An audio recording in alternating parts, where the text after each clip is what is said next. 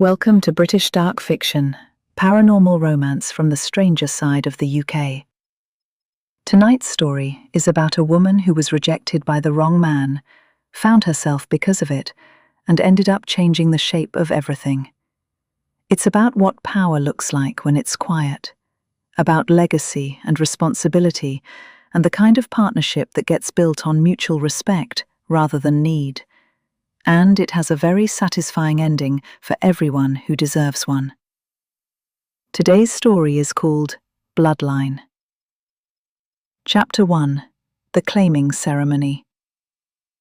Nadia Vane had attended enough claiming ceremonies to know what a bond was supposed to feel like. She'd seen it happen to others many times over the years. The subtle pull, the recognition, the particular quality of attention that a bonded wolf paid to their mate from that moment forward. It was significant, yes. It was real, and it was powerful, and it changed things. But it was also, in her experience, something that arrived in proportion to the people involved. A human-scale event, if an important one. Something that could be acknowledged and then set aside while you got on with the rest of the evening. What happened to her at the autumn claiming was not that. It came from across the Great Hall, from the direction of Alpha Marcus Greystone, and it wasn't a pull so much as a resonance.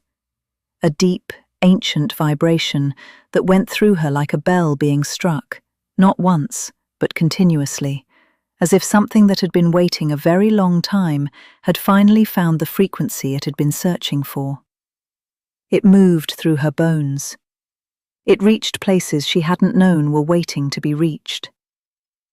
Nadia stood very still for a moment, her glass in her hand, the conversation around her continuing without her participation. She was 32 years old and had been pack administrator for 7 years. She was competent, respected, and entirely accustomed to understanding the things that happened around her. She didn't understand this. She looked across the room at Marcus. He was Pack Alpha, 40 years old, broad-shouldered, with the particular contained authority of a man who'd been leading long enough it had become natural rather than performed. He was looking back at her with an expression that told her, clearly, that he'd felt it too. She also saw, in the careful way he schooled his face back to neutrality, that he was filing it away, making a decision about it before he'd fully felt it. Nadia did the same. She was exceptionally good at filing things away. She stayed for another hour. She spoke to the people she needed to speak to, ate something she didn't taste, smiled at the right moments. Then she drove home through the October dark, with the resonance still moving through her like weather, and thought, quite deliberately, about what she needed to get done in the morning. The winter supply schedule was behind. The Eastern Territory communication protocol needed reviewing. She had 3 appraisals to prepare for. The resonance didn't go. But it settled, the way things settled when you decided not to give them the whole room. She'd deal with it when she knew what it was. Chapter 2: The Rejection. Marcus came to her office 4 days later. It was a Tuesday morning, and she was in the middle of the Eastern Territory report, which was exactly the kind of work she did best, the kind that required sustained attention, pattern recognition, and a willingness to follow a thread of logic wherever it led. She'd been at it since 7 and had reached the part where it was starting to make sense, which was always the most satisfying point. She set it aside when he knocked. She was good at that too. He sat across from her and was direct about it, which she appreciated more than she'd expected to. He'd been in discussions with a neighbouring pack for 3 months. There was a match that made political sense, a woman he respected and admired, a partnership that could be built deliberately rather than received unexpectedly. The bond that had happened at the claiming was real, he acknowledged that, and he was sorry for the difficulty it created. He hoped she understood. Nadia listened to all of this with the focused attention she gave to everything. She noted he was being kind. She noted he was being clear. She noted he looked, underneath the careful composure, like a man who had made a decision he was slightly uncertain about, but had committed to anyway. She thanked him for his honesty, which she genuinely meant. She said she understood, which she also genuinely meant, insofar as she understood what he'd decided. She shook his hand, which she could see surprised him, and she showed him to the door. Then she sat back down at her desk and looked at the Eastern Territory report and thought, well, that's that then. She wasn't heartbroken. You couldn't be heartbroken over a stranger. What she felt was something more like unresolved curiosity. The resonance was still there, muted now, like a sound in the next room. It had felt like something significant, something that went beyond the ordinary, and she still didn't know what. She filed it carefully under things she didn't currently have an explanation for, and went back to the Eastern Territory report. It needed her attention and was, at least, a problem she could solve. Chapter 3. 6 months. 6 months passed. They passed in the way that months did when you were busy and purposeful, quickly, and with the quiet satisfaction of work done well. Nadia reorganized the pack's resource allocation system, which had been operating on a model not updated in 12 years, and was losing approximately 15% of its efficiency to redundancy. She implemented a new communication protocol between the 3 pack territories. She mentored 2 younger administrators who were considerably more talented than they'd been given credit for. She attended 2 interpack governance meetings, contributing 3 analyses that were, she was told afterward, more useful than most of what was usually produced at such meetings. She didn't think much about the claiming. Occasionally the muted resonance surfaced, late at night or in quiet moments, but she'd made a habit of not following it when it did. There was no useful destination in that direction. She'd heard, through the ordinary channels of pack information, that Marcus had formally bonded with his political match in the spring. She'd noted this the way she noted most things, as a fact relevant to understand and irrelevant to feel anything about. She wished him well. She meant it. She was in the middle of drafting a proposal for interpack resource sharing, which she'd been thinking about for 2 years and finally had the data to support, when a letter arrived from the Wolf Council. Not from their public office, from their inner chamber, requesting a private meeting at her earliest convenience. Nadia read it twice, then read it a 3rd time.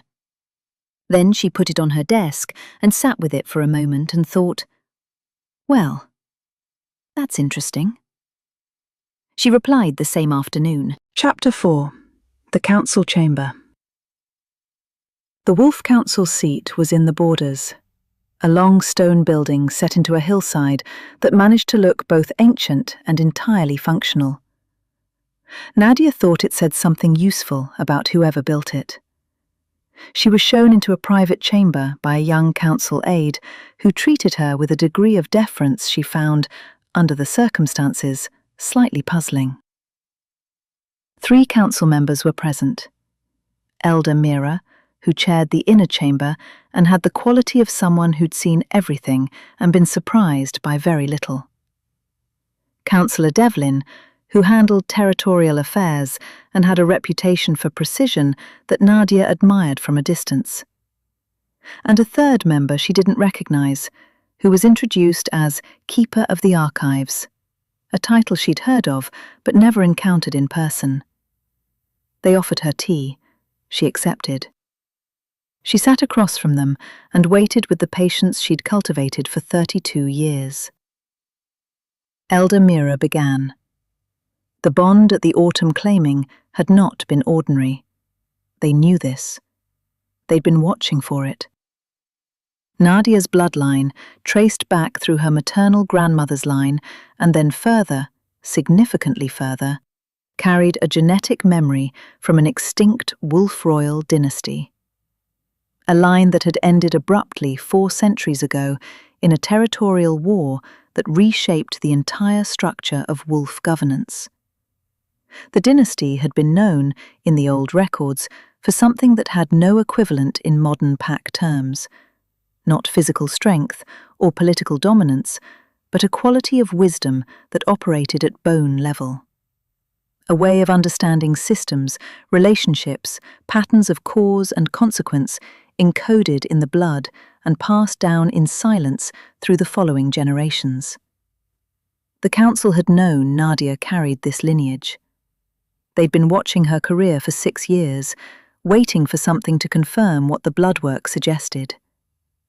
The bond with Marcus had been the confirmation. A bond that resonant, at that frequency, was only possible when the ancient lineage was active. They were offering her a position as royal advisor, access to the restricted archives, a seat in the inner chamber on matters of governance and territorial law. Not because they wanted to use her, because they believed, genuinely, what she carried was something the council needed and currently lacked. She could refuse. They would understand, but they hoped she wouldn't. Nadia sat with this for a long moment. Outside the narrow windows, the hillside was grey and brown in the November light, and the sky had a quality it got in the borders, vast and indifferent, and somehow clarifying. She thought about her proposal for inter-pack resource sharing sitting on her desk at home, about the 2 younger administrators she was mentoring, about the Eastern Territory report and the satisfaction of finding the pattern in it. She thought about the resonance she'd been not following for 6 months. She thought about a wolf queen, 4 centuries dead, who'd valued wisdom over conquest. "Tell me about the archives," she said. Chapter 5. Learning her history. The restricted archives occupied 3 rooms on the lower floor of the council building, temperature-controlled, carefully organized. It smelled of old paper, dry, familiar, and something else underneath it, something older. Nadia stood still for a moment, trying to place it. Not dust, not damp. Something that had been kept, deliberately. She spent her first month reading. The keeper of archives was called Seren. 73, with a dry wit Nadia found extremely useful. She handed over a reading list, then left her alone with it. Exactly the right approach. Nadia didn't need guidance, she needed access. What she found wasn't what she'd expected. She'd expected history in the conventional sense, dates, territories, wars, alliances, and yes, those were there. Underneath them were the older documents, letters, governance records, quiet administrative notes no one had thought to destroy, not dramatic enough to matter. That was where she found something else. She found a way of thinking. The wolf queen whose bloodline she carried had been called Asher. Asher had governed for 30 years, not through dominance, but through the steady work of understanding what a system needed to function and then providing it. Her records were full of the same pattern recognition Nadia had relied on her entire career, only applied at a scale she'd never had access to. Territorial disputes resolved through resource analysis rather than confrontation. Alliances built on complementary strengths rather than power balances. A way of governing that, at its core, was about responsibility rather than authority. Nadia read these documents and felt something shift in herself. Not a revelation exactly, more like recognition. Like finding, in an unexpected place, a record of something she'd always known. She wasn't just a pack administrator who happened to have an interesting bloodline. She was a keeper of a way of thinking that had survived 4 centuries of being dormant because it was encoded in the blood, and the blood didn't forget. On the last evening of her first month, she stayed late in the archive, sat in the quiet, and let it settle. Then she went back to her lodgings and wrote 6 pages of notes for the council. She thought they might find them useful. Chapter 6. Advising the Council. By the 5th month, she was in the chamber regularly. It happened gradually and without announcement. She'd submitted her first formal analysis to Elder Mira in the 2nd month, a review of the current territorial law framework that identified 3 structural inconsistencies she'd noticed while reading the archives. Mira had read it, shared it with Devlin, and come back with questions that led to a 3-hour conversation that ended with Nadia being asked to present to the full inner chamber. She'd been hesitant about that. Not because she doubted the analysis was sound and she knew it.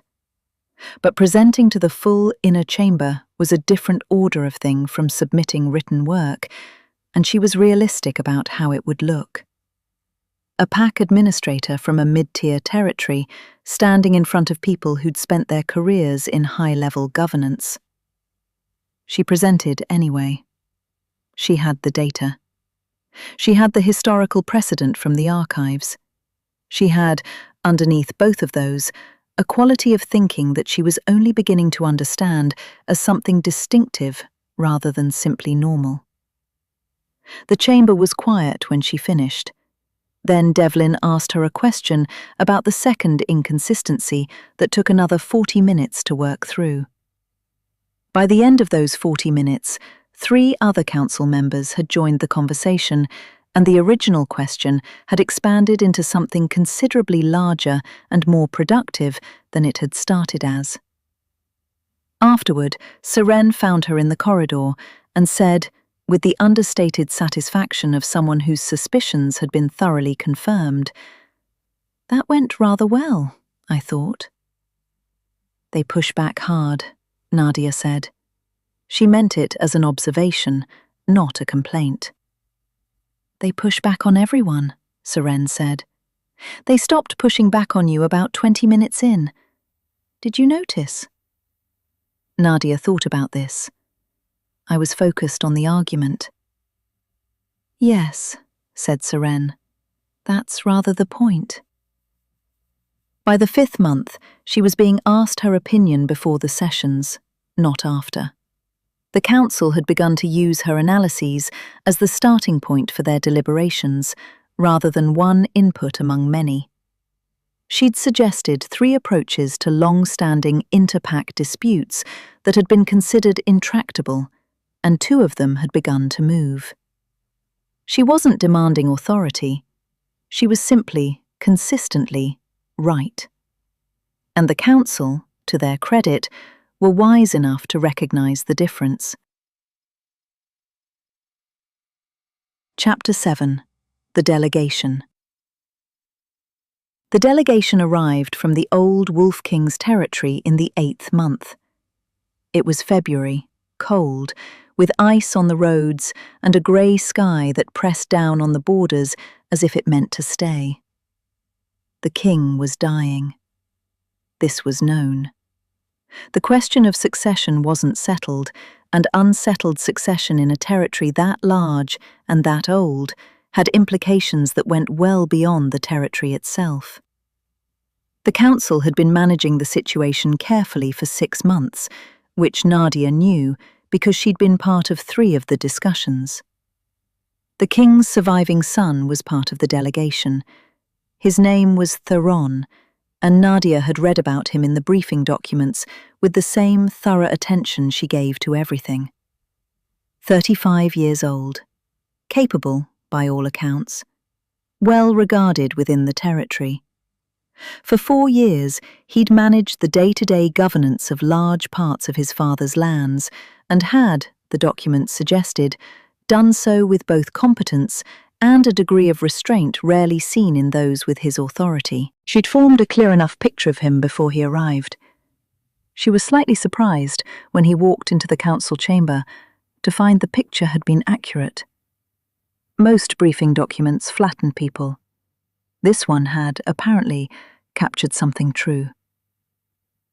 He sat at the other end of the long table from her, tall, dark-haired, with the contained quality of someone who thought carefully before speaking, and was at ease with the silence that came before it.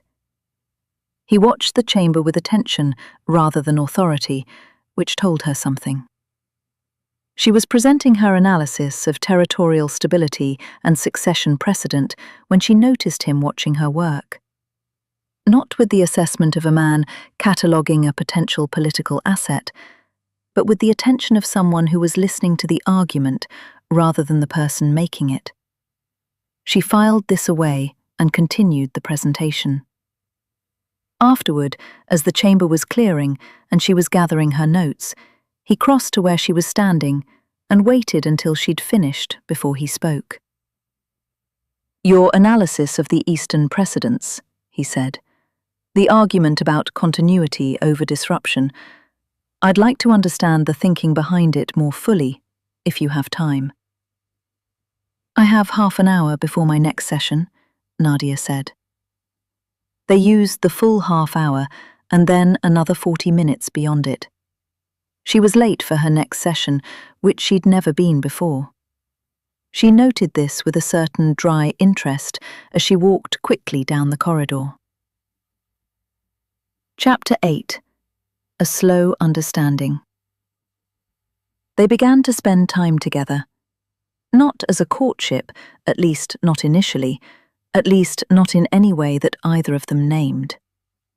As two people who found each other's thinking useful and were honest enough about it to keep seeking it out. Theron stayed longer in the borders than the delegation required. This was noticed by the council and not commented on, which was its own form of comment. He attended sessions he had no obligation to attend. He was quiet in those sessions, mostly, but when he spoke, it was with the precision of someone who'd been thinking carefully and had waited until he had something worth saying. He and Nadia developed a habit of walking after the working day was done, when the weather permitted, and sometimes when it didn't. The borders in February and March had a quality of starkness Nadia had initially found bleak, but now come to find honest. The hills didn't pretend to be anything other than what they were. She appreciated that. He talked about his father, about the weight of an inheritance he hadn't asked for and wasn't certain he wanted. His territory was large and old and in some ways extraordinary, but the governance of it had been conducted, for 3 generations, on a model of authority he found both effective and troubling in ways he struggled to articulate. Nadia listened without offering conclusions. She asked questions instead. What did he think effective governance actually required? What was the difference between authority that served a territory and authority that served itself? What did he actually want underneath the expectation and the obligation? He said on an evening in March, when they were walking the ridge above the council building and the sky was finally showing some intention of becoming spring, "You're the first person who's asked me what I want, rather than what I'm going to do." "Those are different questions," Nadia said. "Most people don't think so. When you're in line for something, what you're going to do tends to absorb everything else." She considered this. "I think what you want matters," she said, "because it shapes how you do the thing you're going to do. A leader who wants authority will govern differently from a leader who wants the territory to flourish. The decision they arrive at might look the same from the outside, but the texture of it is completely different." He was quiet for a while. The wind came off the hills with its particular quality of indifference, and the last of the daylight was going in the slow way it went in March, reluctantly, as if it hadn't quite decided. "What do you want?" he said. "From all of this? The council, the bloodline, the position?" Nadia thought about it honestly, the way she tried to think about everything. "I want to understand what I carry," she said. and I want to use it well.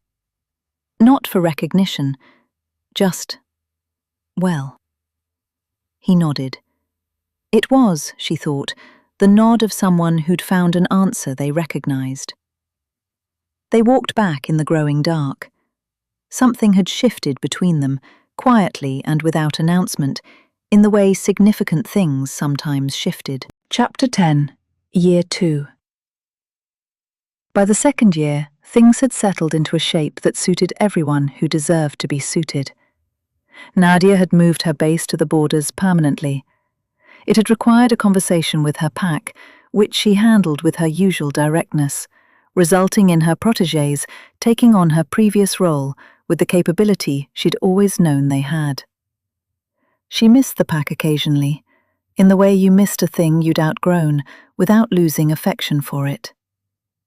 Theron had established his archive in the council building's lower levels, adjacent to Seren's existing collection, and the two of them had developed a working relationship of mutual respect and considerable productivity.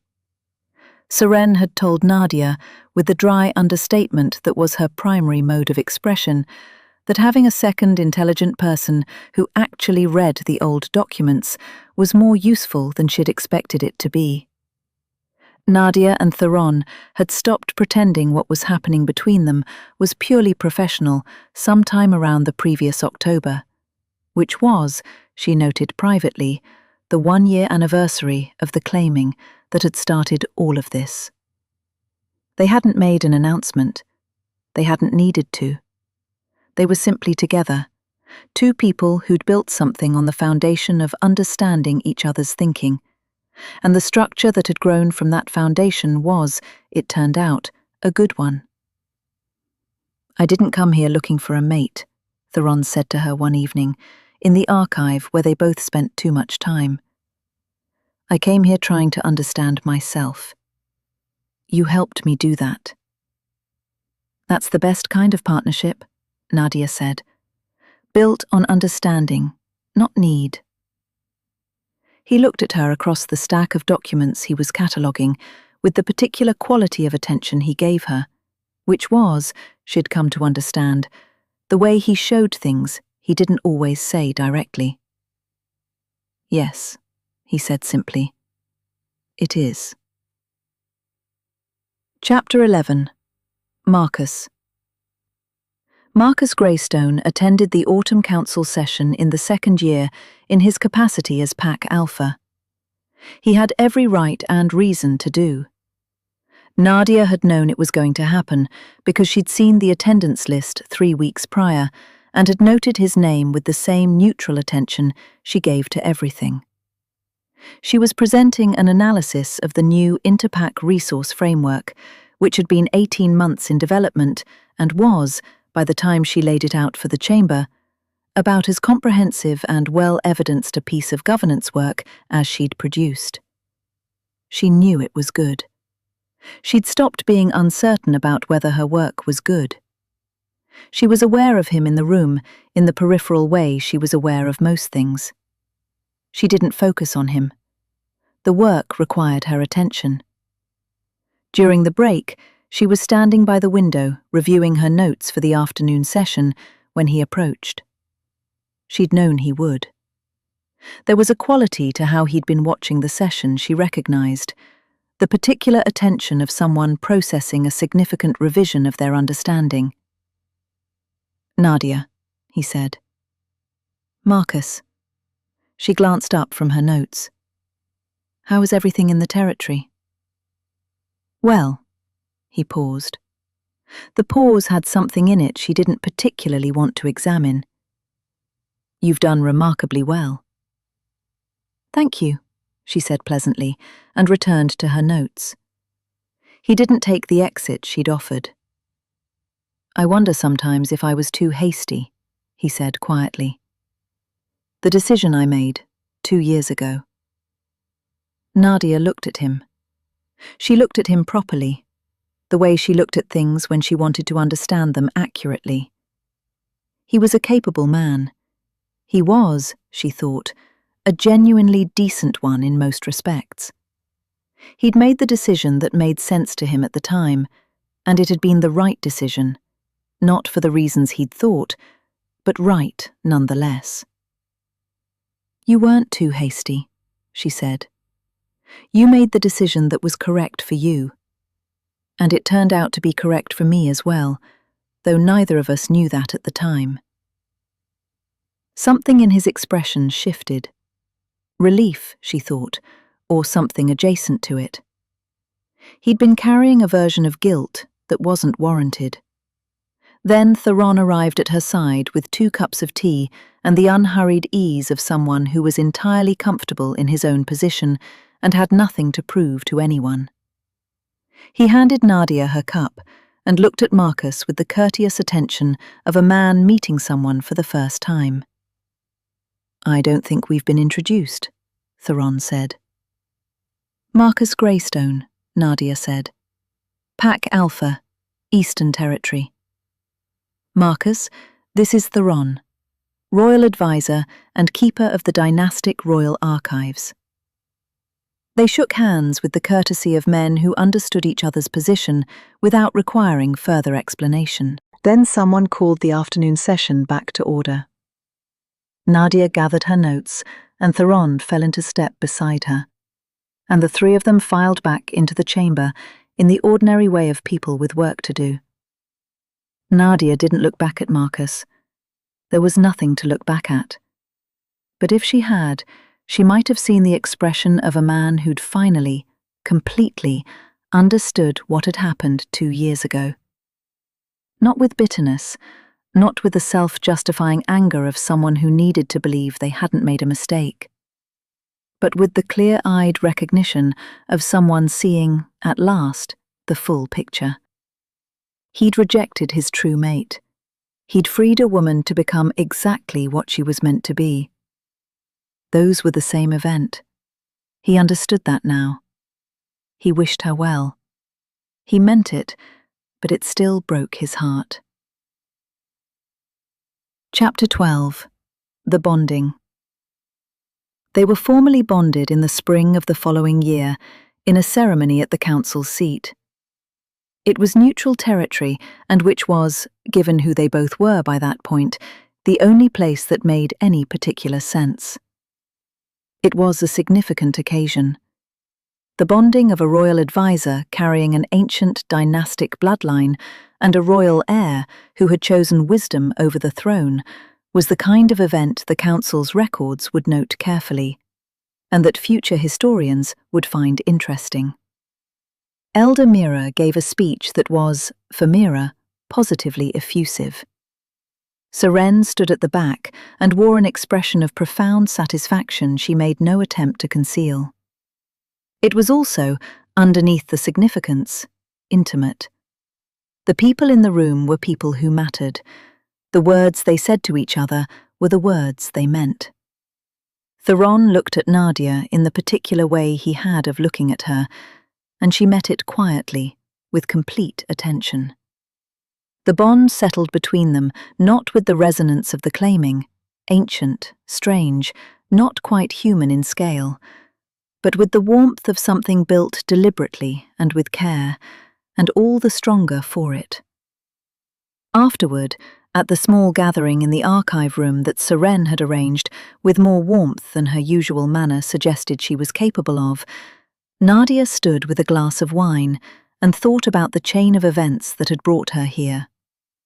A ceremony 2.5 years ago, a resonance she hadn't understood, a rejection she'd accepted with grace, 6 months of quiet, purposeful work, a letter from the inner chamber, an archive full of a dead queen's way of thinking, a delegation from a dying king's territory, a man who asked the right questions and waited for honest answers. She hadn't pursued any of this. She'd simply been herself, consistently and without apology, followed what genuinely interested her rather than what was expected, and done the work because it needed doing. And here she was. Theron appeared at her shoulder. "What are you thinking?" he asked. "That things worked out rather well," she said. Is that all? She considered. And that the archive cataloguing is still 3 weeks behind, and I have 2 analyses due before the end of the month. He made a sound that was, she'd learned, his version of laughing. It's our bonding ceremony.